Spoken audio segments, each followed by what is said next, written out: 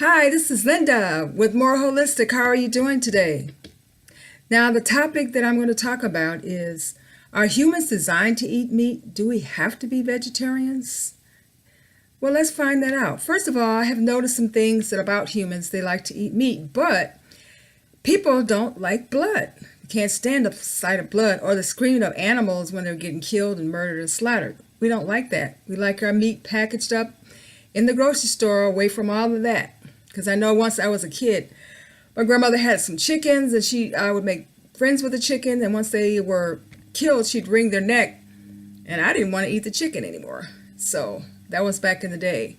Another thing also is that we don't have, excuse me, we don't have the teeth of carnivores. Carnivores like lions and tigers and bears, wolves, they have sharp teeth, really sharp teeth, and it helps them to rip chase their prey and rip it all apart. And we don't have those kind of teeth. Our teeth are more round, and we have round molars, good for grinding nuts and vegetables. And also for your carnivores, like your lions, they have, you just look at your dog. When they have some meat, it only stays in their system a couple minutes. They have real short intestines, and they have the stomach acids to burn, to digest the food. Really strong stomach acids.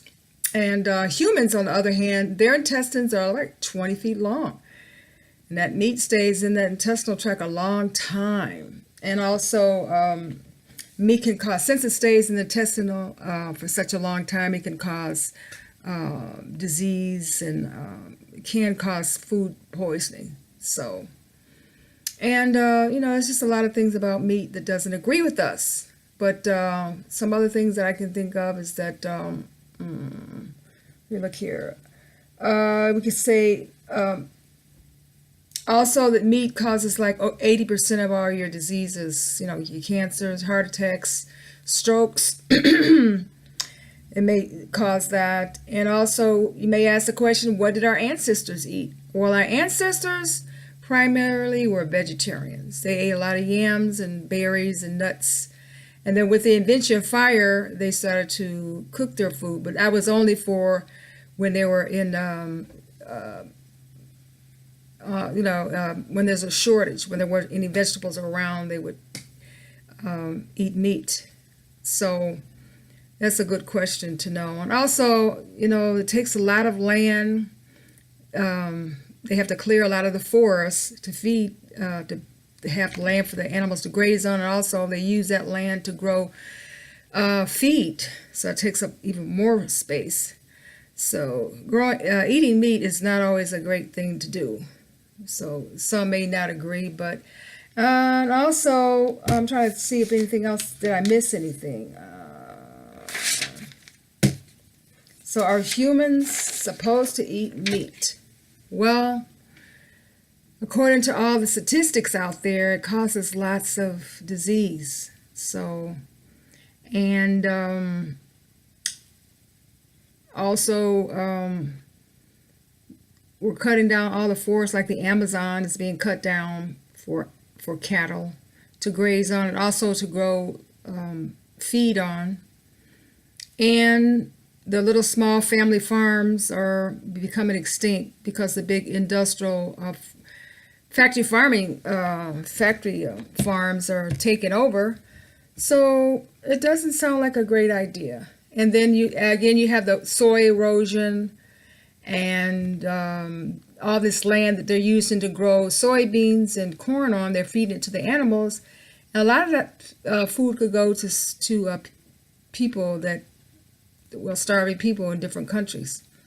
So it appears to me that it's somewhat of a waste, wouldn't you say, to use all that land and all that energy and all the water, like 571 gallons of water per pound to produce chicken. It seems like a lot of water.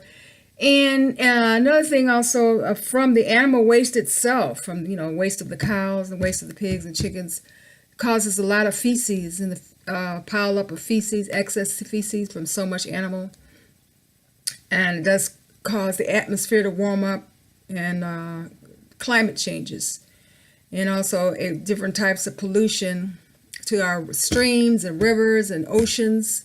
We do need clean water to exist on the planet. We really do. We really need clean water. So let me think of anything else that I might want to talk to you about. But, I know that I've been vegan for quite a while, and I guess for the last 40 years. And I've seen my health improve. I've lost a lot of weight, say a good 30 pounds, 40 pounds. And I did have a kind of an incurable disease like sarcoidosis. And everybody I know that had it before is now no longer with us. And I think that since I became vegan and plant-based, that it did turn it around.